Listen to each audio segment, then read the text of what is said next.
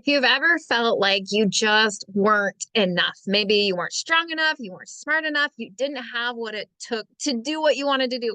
Maybe you just want to be this person that you see that you know you could be, you have the potential to be, but you just keep falling short. That can feel so frustrating. And if you felt that way, you are in good company because Nephi absolutely did too.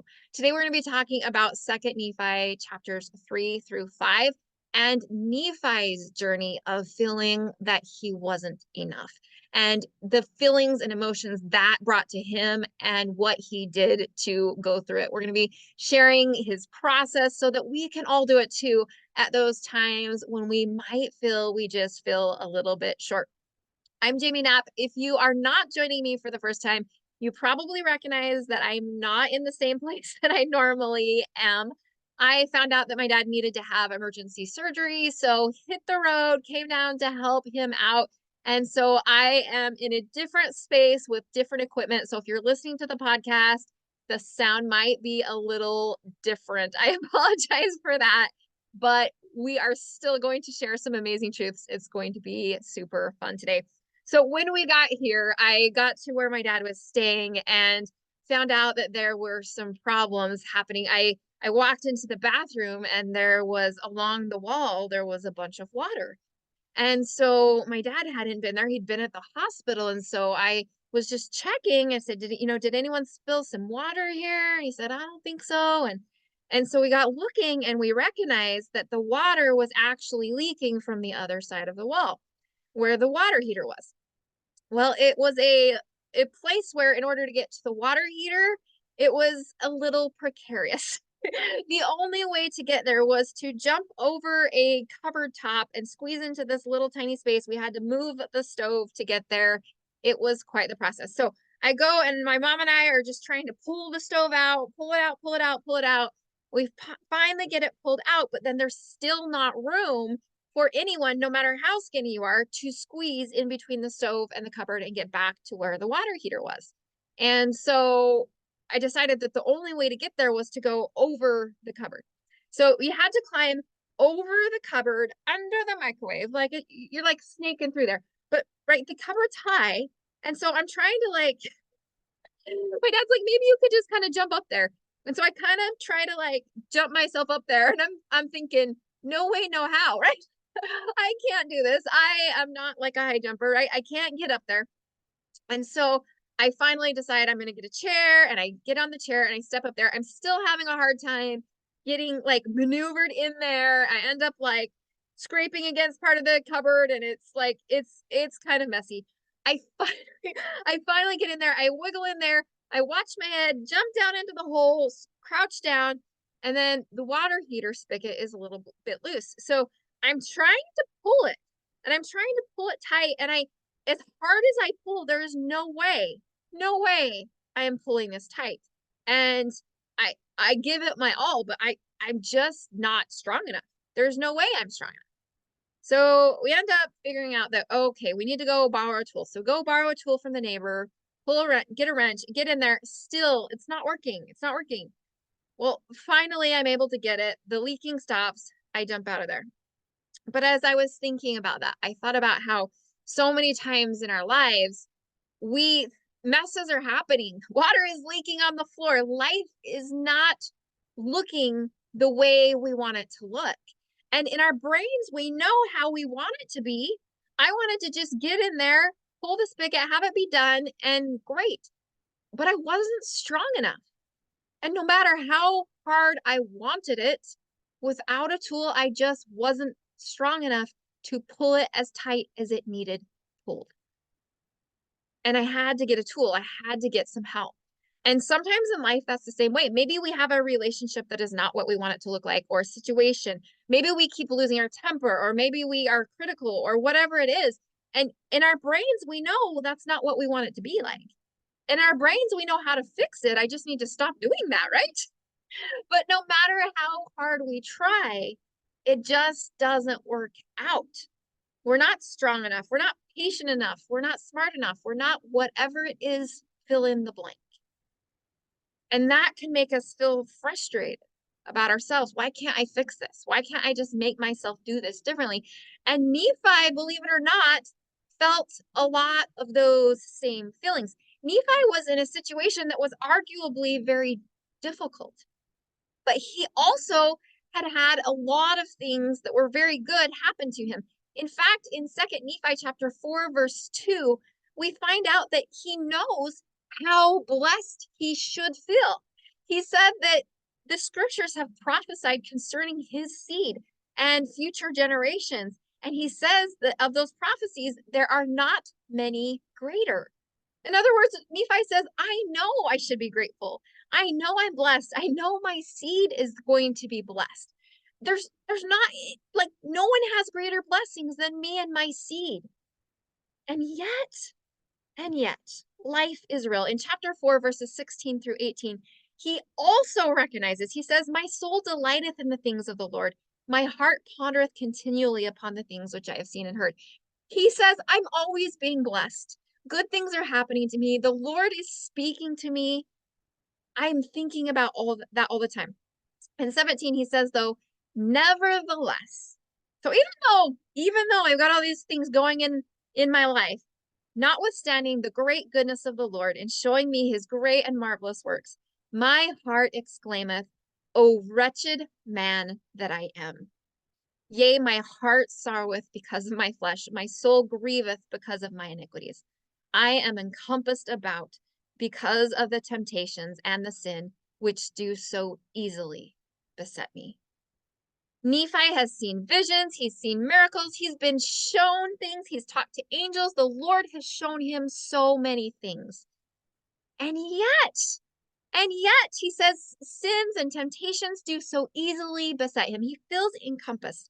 He feels like even though he is blessed beyond anyone else he knows, he still keeps messing up. He still keeps falling short. He still doesn't like how he is responding to life. Oh, wretched man that I am. He's very discouraged with himself and his ability to show up. He knows what he wants it to look like.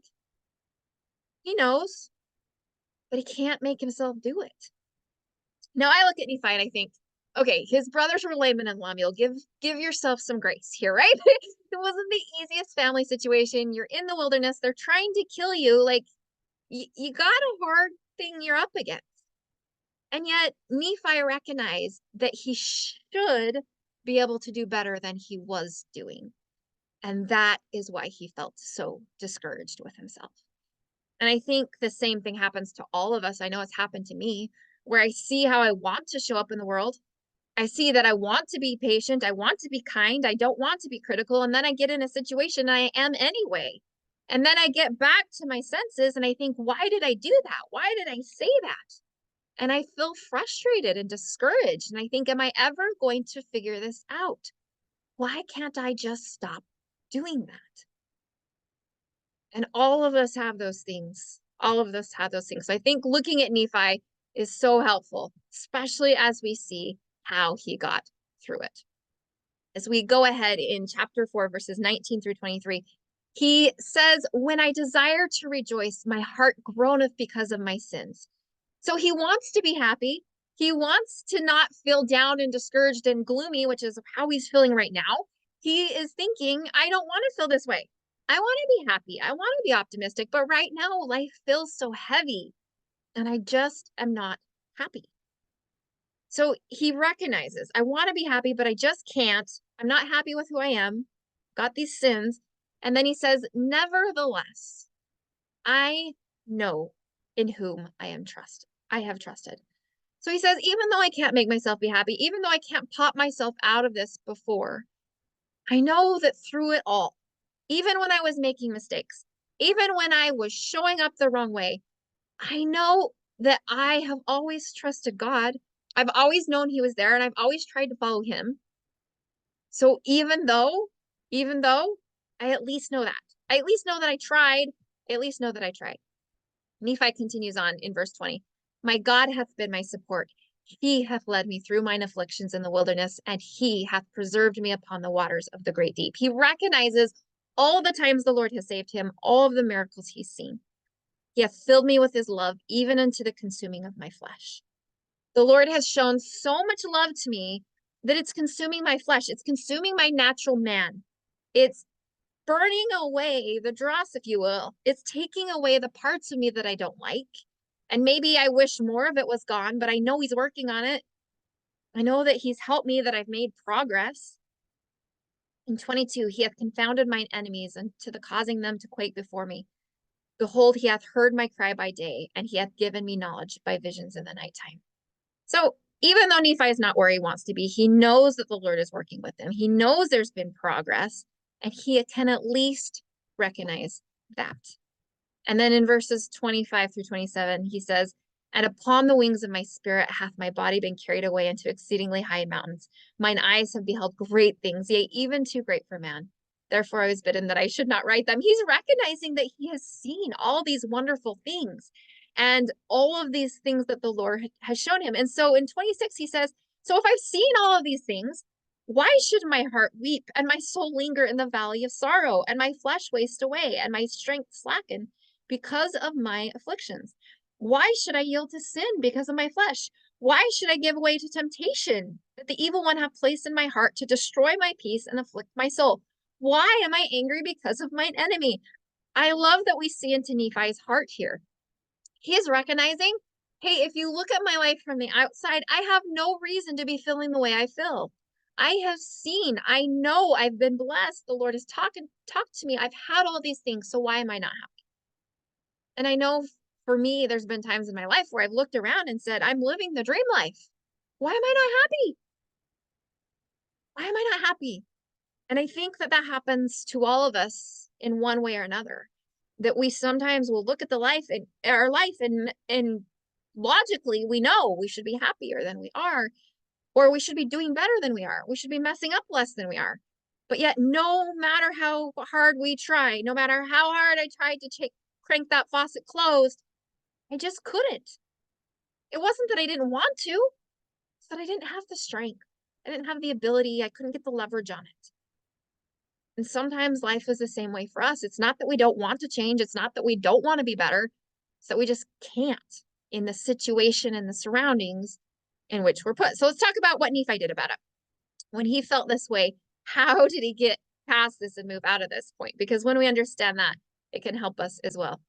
In 2 Nephi chapter 4, verses 28, he says, awake, my soul. No longer droop in sin. Rejoice, all my heart, and give place no more to the enemy of my soul. I love this because Nephi is giving himself a pep talk. He knows where he is. He knows where he wants to be. He doesn't know how to get there, but he's going to tell himself where he wants to be. He's going to say, awake. In 29, he says, do not anger again because of mine enemies. Do not slacken my strength because of mine afflictions. And in 30, rejoice, O my heart. Cry unto the Lord and say, O Lord, I will praise thee forever. Yea, my soul will rejoice in thee, my God, and the rock of my salvation. So Nephi doesn't know yet how he's going to get where he wants to get. He just knows that he wants to get there. He just knows that he wants to get there. And so Nephi tells himself, stop doing this. This is where we want to be. And sometimes we do the same thing to us. We're like, stop doing this, right? Like we want to be in this other place. And sometimes that is the first step, is just to recognize that where we are isn't where we want to be. And sometimes we need to give ourselves a little bit of a pep talk about where we want to be. And then next in chapter 4, verses 31 through 33, he takes the critical step.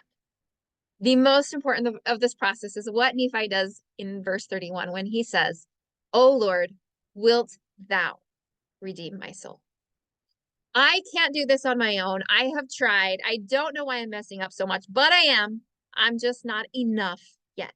I'm in a situation where I can't get the leverage. I can't do what I want to do. Wilt thou redeem my soul? Nephi recognizes that in the past, the Lord has blessed him upon the waters and the wilderness and all the things with his brother, and he's always been there. And he knows now that he's in a place where he needs the Savior, and he can't do it on his own. He's tried. So he calls out for help. Wilt thou redeem me? And sometimes in our lives, we all have to do the same thing. If we've tried and we've done all we can do and it's just not enough, then that is the time where we say, Jesus, will you please fix this? Will you please heal this? Will you please make it better? because I don't know how. I've tried, it's not working. I need you. I need you. Just like I needed that wrench with the water heater, I needed something besides myself. I couldn't do it alone. And there are times in life when all of us need to do the same thing. And so Nephi does the same thing. He says, wilt thou deliver me out of the hands of mine enemies? Wilt thou make me that I may shake at the appearance of sin? May the gates of hell be shut continually before me, because that my heart is broken and my spirit is contrite.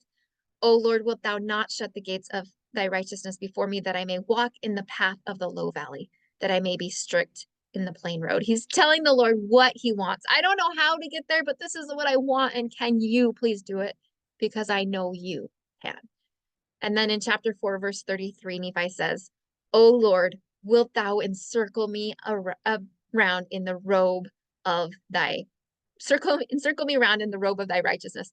I love that he recognizes that he needs the power of the atonement. A lot of times when the scriptures talk about being clothed or having a robe, it represents the atonement of Jesus Christ.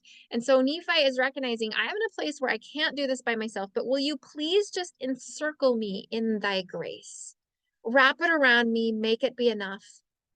Make me more than what I can be on my own. Encircle me about in that robe. I love that. I love that visualization there. And then he goes on to say, will thou make a way for mine escape before mine enemies? Wilt thou make my path straight before me? Will thou not place a stumbling block in my way? He knows that he needs the Lord to get him past where he is right now. And then in chapter 4, verses 34 and 35, he goes to the next step. So he's recognized where the Lord has been in the past. He knows where he is. It's not where he wants to be. He's gone to the Lord and said, this is where I want to be. Please save me. And then he decides to trust. In verse 34, he says, oh Lord, I have trusted in thee, and I will trust in thee forever. No matter what happens, no matter how long it takes, I'm going to trust you. I know you can do this. I will not put my trust in the arm of flesh. I already know I can't do it, right? I've already tried, so I'm not going to trust myself to fix this, but I will trust you. For I know that cursed is he that putteth his trust in the arm of flesh. In 35, he says, yea, I know that God will give liberally to him that asketh. Yea, my God will give me if I ask not amiss. Nephi knows that when he has asked the Lord for help in the past, he's helped him out. And he's going to trust that he will do that now. So he says, therefore, I will lift up my voice unto thee. Yea, I will cry unto thee, my God, the rock of my righteousness. Behold, my voice shall forever ascend up to thee, my rock and my everlasting God. Amen. Nephi knows that he may not be able to do this on his own, but he knows who can. And so he takes that all-important step of asking, please save me. Please redeem me. Please make me enough. And part of redemption is not just forgiveness of sin, but also making whole. And Nephi knows that the Lord can make him what he needs to be. And so Nephi asks for this help. And then what happens is once he is in a place where he's not encircled about in these feelings. When we started this chapter, Nephi's feeling very discouraged and overwhelmed and encompassed roundabout, he says. That's I think how he says, I feel overwhelmed, I feel confused, there's so much, why can't I fix this? And when we're in that place, it's very hard to figure out what steps to take next. How can I get better? But once he goes and he asks help and he says how he wants it to be, and he knows that he can trust the Lord, then he gets into a place where he can think more clearly. And once he is there, the Lord prompts him to take those who will follow him and actually leave. And they're able to go and they become the Nephites and they become a separate people. And so sometimes what happens with us is when we are so encompassed with grief and confusion and frustration, it's hard for us to know what step to take next. But if we can go to the Lord and we can say, please save me, please save this, please fix this, please be with me. Then as we start to recognize and look back on all the times he has helped us and to be able to trust that he will help us in the future, then what happens is that we're able to think more clearly. And when he gives us instruction for what our next step should be, we can hear him. We can hear him and we can move forward and we can do the next step. And we're able to be blessed and guided where he wants us to be. So if you're ever in that place where you're feeling like you're giving it all, you're giving everything you have, you're trying everything you can do, and it's just not enough, Remember that there is someone who is strong enough, who is wise enough, and who has the right tools. And when we ask for his help, he will always guide us so that we can take the next best step. I'm Jamie Knapp. Have an amazing week as you love your life, live your mission, and raise kids to do the same.